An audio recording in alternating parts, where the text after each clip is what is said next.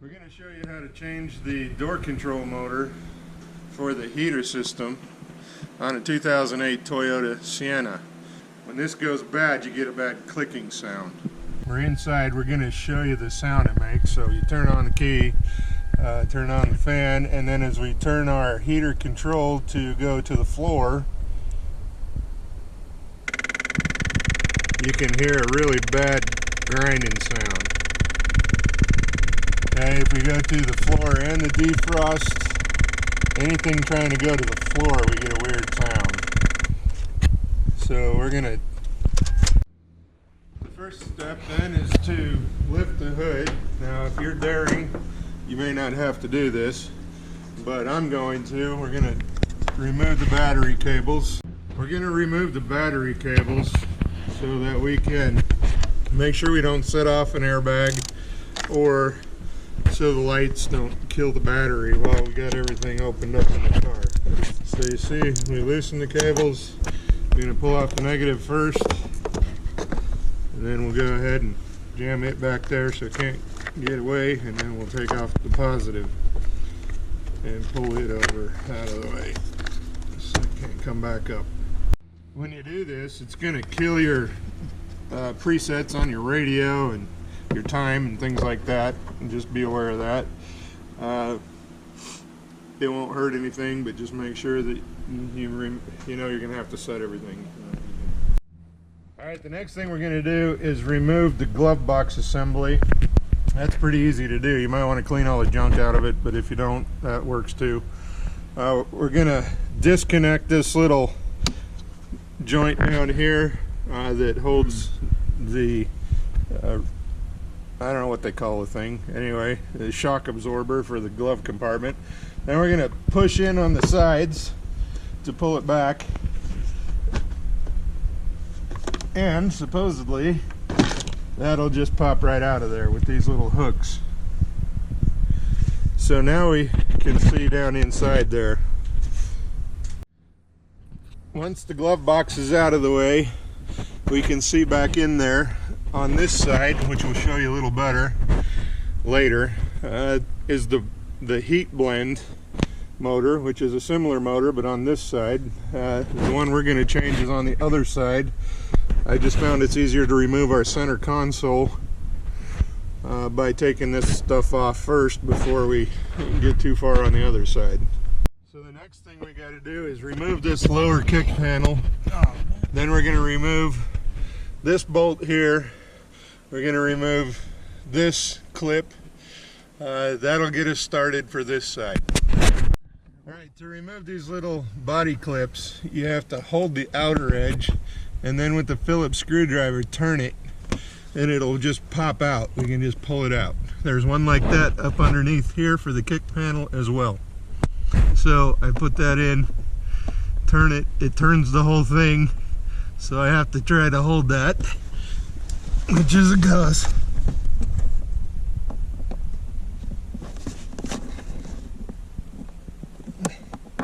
Well, it helps if you don't push it back in too. Alright, to remove the panel, once the clip is out, you pull it toward you and kind of away from you to remove from these two clips to hold it into the grooves. Next step is remove this bolt with a 12mm socket.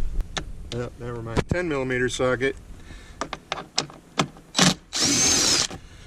Be careful to keep track of all your bolts that you remove. I like to make a little pile of them on the floor in the back of the car there where I'm working, just to make sure we don't lose that.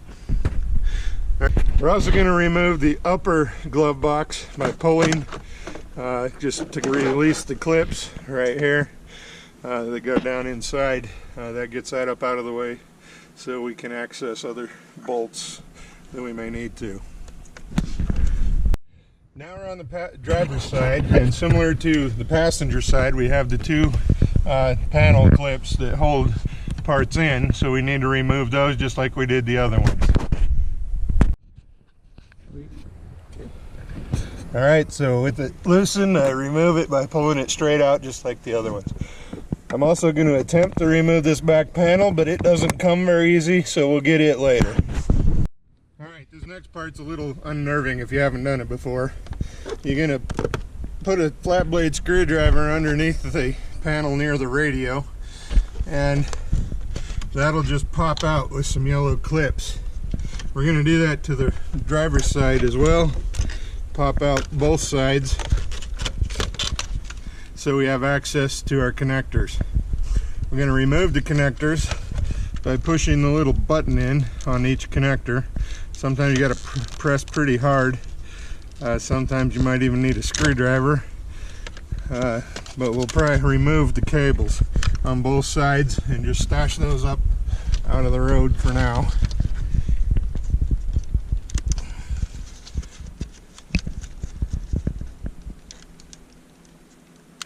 Ow. Alright, we're going to need pliers for that one. Handy man secret weapon, duct tape.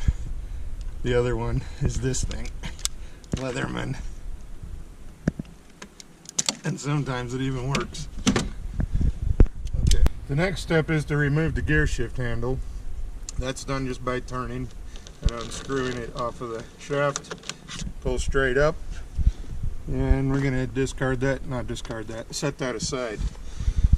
The next step is we need to remove the radio assembly. Now the radio is attached to this upper cover for the speaker, so we have to pry that up after we get the bolts for the radio out. So the bolts are on 4 different bolts. 2 are way back down there. You might have to get an extension, which we have, that we'll add to our power tool in a minute. That's 10mm bolts, so we'll take out the 2 top ones on both sides. Be sure not to drop these down the hole, because you never find them ever again, believe me. Then we're going to add our extension to our socket, and we'll reach back in and loosen the back ones, and again, try not to lose them. They are hard to find. Alright, with both of those out,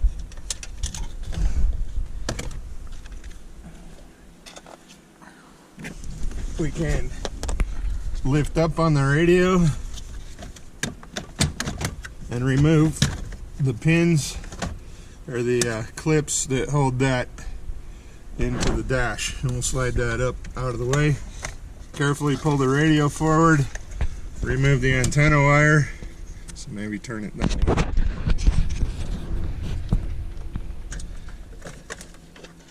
And we'll raise it up this way so we can get to the buttons underneath to remove from the radio. Push in the little adapter clip, and then we'll just set that aside over out of the way. We can leave those wires hanging until we reassemble. The next step is to take off our extension. We don't need it again for a minute. And we're going to remove the bolts that hold the air ducts on and the heater control assembly. There's the ones for the heater ducts and the front face of the heater control assembly. Now, I forgot to mention this earlier, but before we disconnected the battery, we turned the heater control all the way to the face, so it's supposed to blow in your face. That sets the pins already. Of course, it's broken, so it might not work, but that way at least we know where to index it with the new motor and hopefully assemble it easier later. So now we have the bolts, the 4 bolts that we can see out of there. We need to remove this other one next to it that begins to hold on our lower panel, so we'll take that out while we're here. Now, if you're looking for a way to remove any bolts from this little bag hook, those are actually removed from inside the panel. There's no way to get to them from here, so we'll show you how to get to those later. But now we need to be able to remove this front panel so that we can get to things. So we're going to have to do some removing over here on the driver's side. The first thing we're going to do is remove our bottom kick panel by the door. We just grab underneath and lift, kind of pry up. There's some little pieces of plastic that go down into some hooks right here. We'll set that aside just along in the back somewhere. We also need to remove this panel. There's no bolts. Sometimes there might be one right there. I think that's more just an index line. If it did have a bolt or a knob, it's gone. So we're just gonna pry that out as well. And you have to pry from the inside out. And then there's another one right up there that we pop out. So again, those just snap out. We have a plug here, and that snaps out there. I actually that should have came with it. It didn't, so I'll have to get that out. Alright, so we're going to remove that bottom panel clip. We got a little homemade pin puller here. That's what the pin looks like. This is our homemade tool. We just took a screwdriver, heated it up, smashed the end, and ground a groove in it so we can get that up underneath those wider heads and pop it out. Those side panels, we have access to bolts that'll help us take off our bottom kick panel under the steering column. So we remove that bolt on the left. There's another one over on the right. Back up.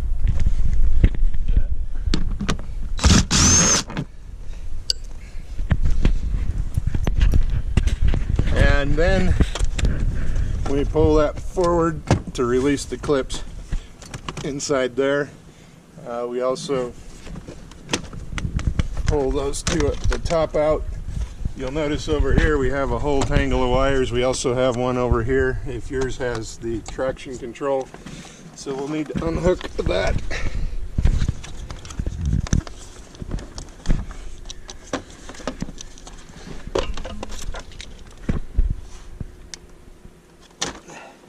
You push in the little button on there again. It's kind of a pain. We also removed the ones from all the switches over here on the left.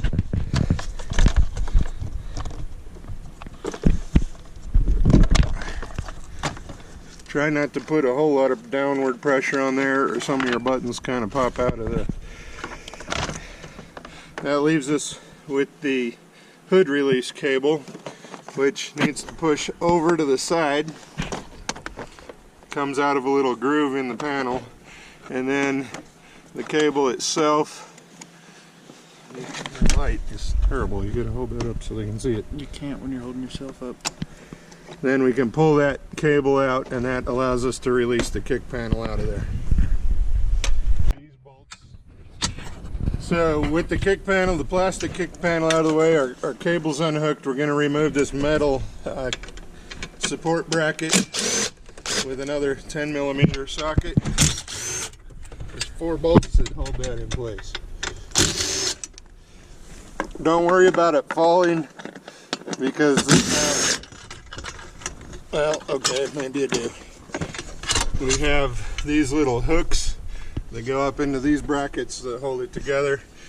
We also forgot to unhook our OBD2 port, so we will do that by pushing in with a screwdriver.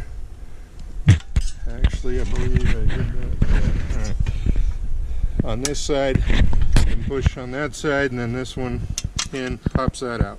And then just set the metal plate aside.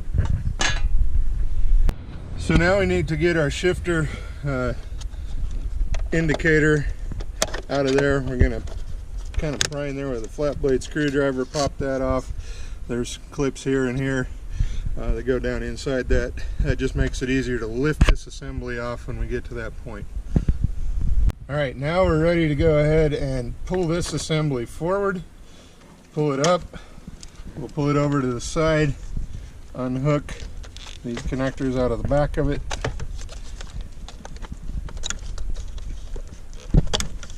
And then we'll set that control and vent aside. The next step is we're going to pull this panel assembly off. I'd like to open our bottom glove compartment. We'll just grab behind this and pull. That releases the plastic clips on the sides of it. Then we'll take our flat blade screwdriver and kind of force down the edge and pop those other two clips out on both sides. Be careful around here. This is a thin piece. We don't want to break it, which means I'm probably about to.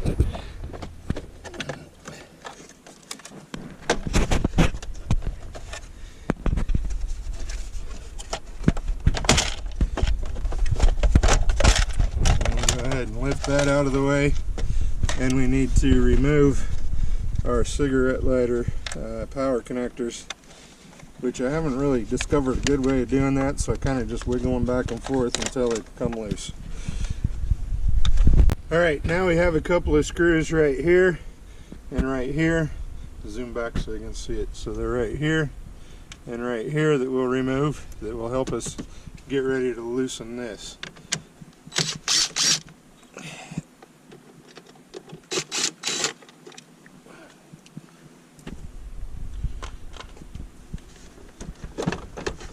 Now, come around here. It's on my Okay, we're good.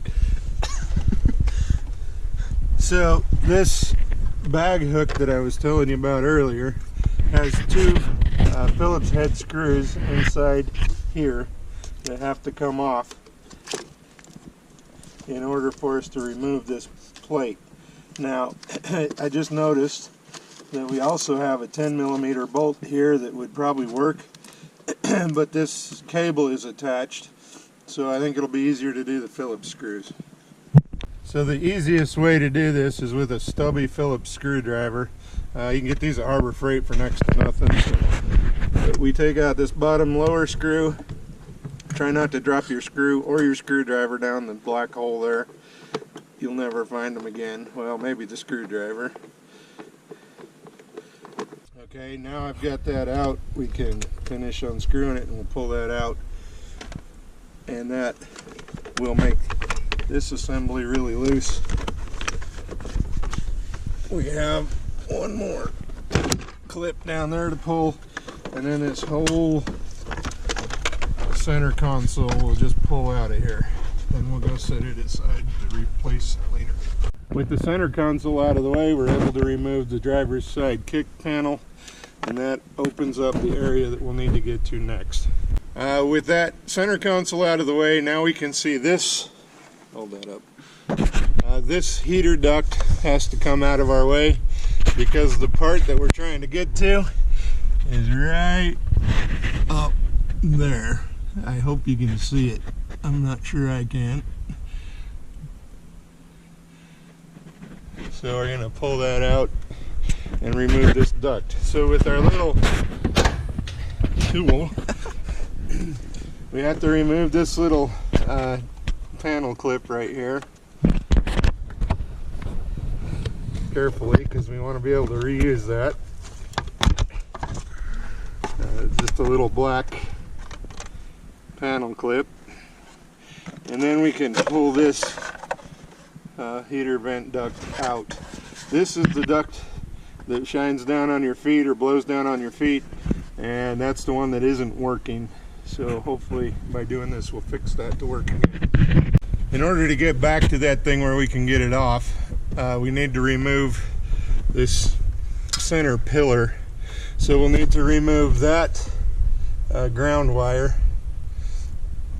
So that's a 10mm bolt. We'll also remove these 12mm bolts down here, and the two that are impossible to see right up here, but they're fairly easy to get to. If you use a deep socket 12mm on your tool, it buzzes them off really good. When that comes off, we're going to have to unhook the wire holders from the back of that. On this wire and this wire, we'll also need to remove them going up that pillar until we can get that clear out of there. So we're taking out the bottom ones first. Oh, you dropped it. These ones are easier to find, I think.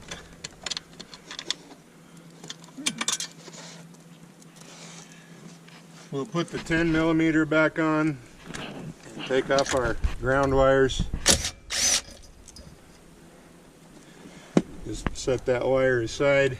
We'll take our 12mm again and get our two top ones.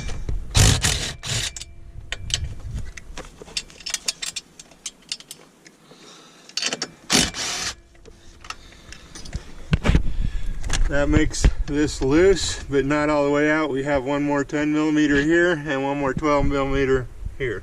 So we'll get the 12 first. Looks like we have one more down the middle here.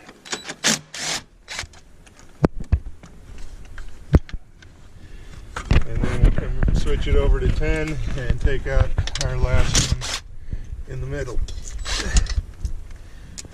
That makes that whole bracket pretty loose. You kind of have to jiggle it out of there a little. And then we need to release our wires. We'll unplug the bottom one down here. That'll allow us to kind of pull that out. If you can see this, I don't know if you can see that little clip. We have to squish that in with a screwdriver and pull that whole clip out. Same with this one. So we'll need a screwdriver. In order to release those clips, we pushed up on the bottom one and kind of pulled it up to get it started. Then we're going to push that top one and it'll pop out. And we're going to do that also with the white one. Actually, that one has a release if we can get to it. So that white clip, we have to push in on the sides of it. It goes down in here. We push in on either side and it'll pop out as well. And then we're going to release our other two similar to the way we did the black one. So now we got that last cable tie out. We can pull this metal carefully out. Try not to get this connector hooked on the bottom of it when you pull it out. With that bracket out of the way, that opens this up quite nice. That right there is the machine that we're trying to get out, the motor. Behind that is some pins that run the vent box lids. We need to unhook the motor cable right there. So I'll do that. You just push the clip in, pull back, and that's the release for the cable for the motor. We're going to kind of push that up out of the way if we can find a place. We'll do that also with this other one. They tend to get down in your face. Just remember where you put them. Alright, now with that done, where's our stubby screwdriver? There you go. We're going to reach in and we have to take out this screw and then this one and then another one way up there that's impossible to get to. So we're going to start out by taking the two easy ones that we can get to, then we'll work on the others. Okay, here I am contorted underneath the dash. There's the screw right up there that we're trying to get out. Luckily there's only one of them up there. Then we'll come down and take out this one right here, and that will allow the whole assembly to come off. It has little index pins right here that will allow us to line it up when we take it apart later. These are the adjuster arms down here that adjust the doors depending on the setting. Now that I've started taking our last screw out, you can see that whole assembly is kind of loose. Back up just a little this way. There you go. This whole assembly is starting to come loose so it can come out. So we're going to go ahead and remove that last screw. Again, those alignment pins will kind of hold it, sort of, so that when we get the screw out, it stays in. And then we'll just reach up and grab the whole assembly and pull it straight back and down to get it out. Now, while we're under here, we'll test these flapper pins. That one goes all the way up and down, which is what we want. You'll see inside the vent there that lid's closing. We also have another one right up here that we want to move forward and back. You see the two, there are the alignment pin for it. And then there's another one right back there, and it flips a different way. Now, you're probably saying to yourself, well, if you set it first with the panel buttons, you just messed them all up. Yeah, you're probably right. And we'll have to line that up when we get our new motor on. But this is the piece right here that we want to work on next. All right, with the motor out, we need to remove these 3 screws, but they come up through the plate underneath. So we're going to have to take this adjuster assembly, and you see that it's got the grooves in it that those pins fit in inside the dash. There's 3 of them, so we've got to get those 3 pins to line up with these 3 grooves when we put that back. So we need to kind of orient this as we get ready to take it apart. You see this little D-shaped, that's the end of the new motor, and we want that to be oriented roughly in the same place. Now the motor will self-center itself when we plug it in, but we got to be able to get this plate off, and there's just a little clip in there, and you want to be super careful because that thing's been in there 100 years or at least 200,000 miles, and we want to pop that back enough to slide it off, but not enough to break it off. So there's the clip in there. That gets us access to the 3 screws. We want our new motor to be oriented the same direction, so we kind of want to make note of that, which way it goes. The connector is on this side, same on that one. This isn't oriented properly compared to that, but we're going to, when we plug that in, it should take care of that, I hope. So we're going to take a Phillips screwdriver now and remove these 3 screws in the front. Alright, so we got the screws loose and out. They're all the same size. I'm just going to remove this motor carefully, set it aside, and just add our new one to the exact place that it was. I'm not sure that matters terribly, but for me it helps. There's a little index mark right here on the motor itself that we can snap that over, and that helps us get it in the right orientation and lock down smooth if I can get it to go on there again. As with a lot of aftermarket parts, this bottom hole wasn't lined up with the hole in our plate. Here's our original plate, and here's the modified plate where we made a little wider hole there at the bottom. Now that allows us to line it up with our index marks here and here.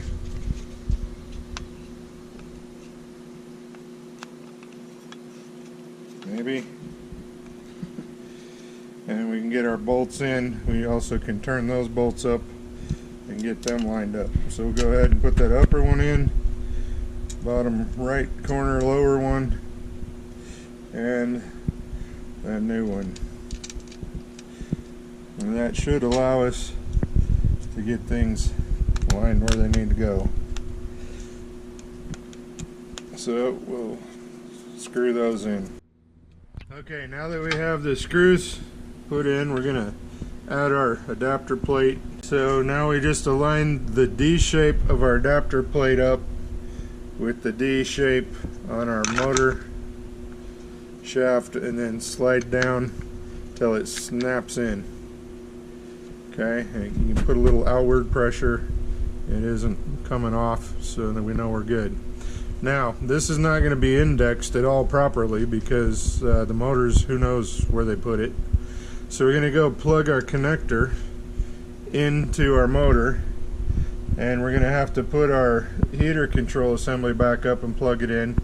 We'll turn it on to blow in your face, and that will turn the motor to orient it where that goes, and we'll show you what that looks like. We're going to plug in our, so we have our control switches. We're just going to plug this in temporarily so that we have access to those. And we'll just kind of set it up in there for a second just so we can turn our control knob. It's already on the one we want, which is the blow in your face.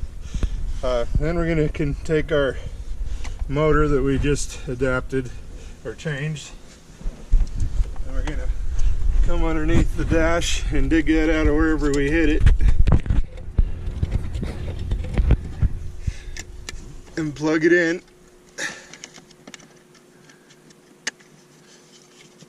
And kind of just let it hang for a minute, and then we got to go hook our battery up temporarily. Yeah. So we're going to turn the key, and you see the motor down there turning. It's going to turn a while until it gets to where it thinks it needs to be on that setting. So hopefully it's right. So now we're going to unhook the battery again so that we can get in there and keep working without trashing things. Now we're going to unplug our motor, I hope.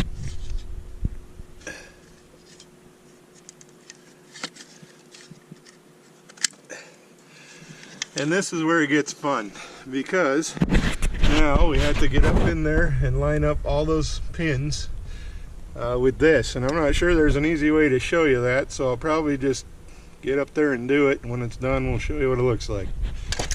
We have some grease down around in here. We're going to add just a little bit of silicone grease down in each groove. Just not a ton, but just a little squirt for each one, so we can kind of have those pins will smear against as they go past those points.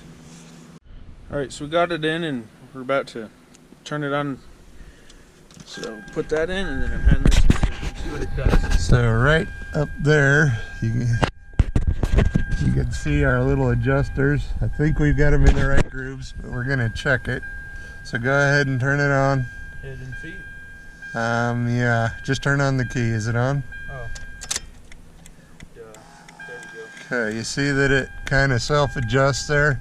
Yeah, put it on, Foot now? yeah. Foot.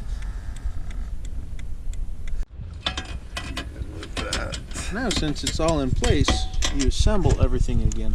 So I'm just putting this metal bracket back in. Metal bars. But you gotta line it up with the front holes. Line it up. And the top hole. So now we've reinstalled this metal center pillar. We had these two bolts here, these two bolts here, these two back up under there, and these two down on the floor, plus that little 10mm one hiding back in there. Got those back on. Alright, the next thing we got to do is put in our heater duct. We're going to stick it up underneath and around there, and then just pull it out to where it lines up with that, and take our little clip and push that in. Then we'll put the metal thing back on. These little hooks right here go up in those holes. So we'll put the one on the left, one on the right, and then it can kind of hang there. We need to be sure and plug in our OBD port wire, and then that'll just fold in. We want to make sure that we don't do that, but we don't also clamp any of our other cables in. They're supposed to come up through this little hole. Okay, then we can go ahead and add those.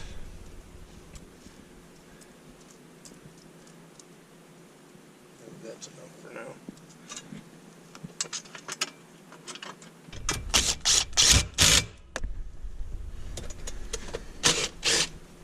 Make sure we're not going to crunch any wires.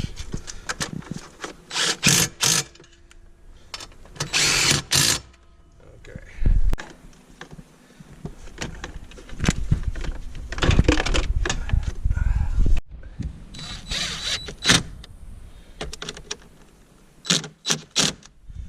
Alright, now we're putting the console back in. you gotta line, I put that kick plate over here back in before I put the console. I'm going to show you the bolt pattern down here, because you have to put the console on before you put the bottom bolt for the metal plate in down there. Now we're just hooking up the cigarette lighters.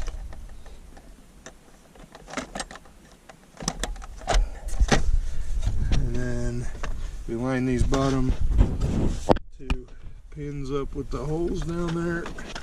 Oh, first of all, we gotta lower it down over the gear shifter, I guess.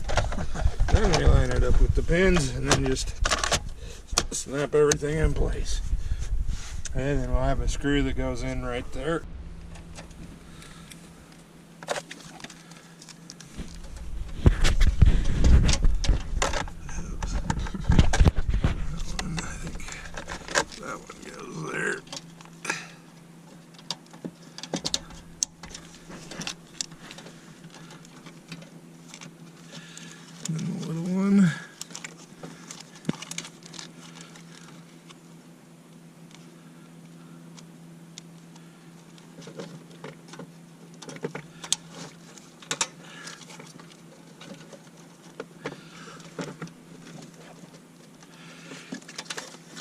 Remember how we did this first time? That's the reason we did it that way. That's easier. A little bit. Okay, right then I'm plugged in.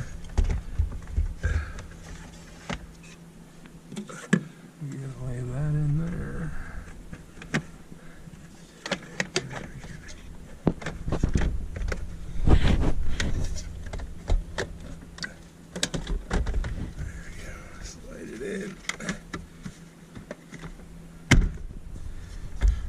And then we put our screws in.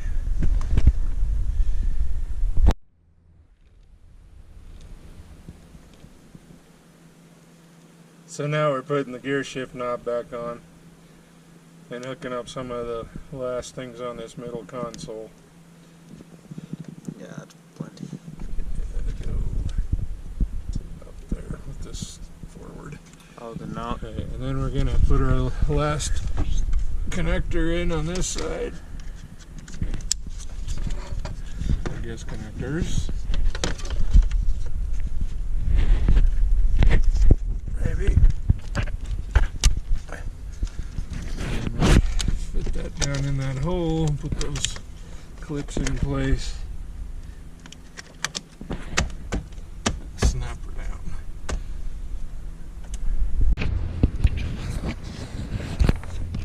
Alright, we're putting in our last panels. On these you don't need a Phillips screwdriver, you could just push it and it locks into place. Then we put our top glove box in. Now we're going to put our bottom glove box.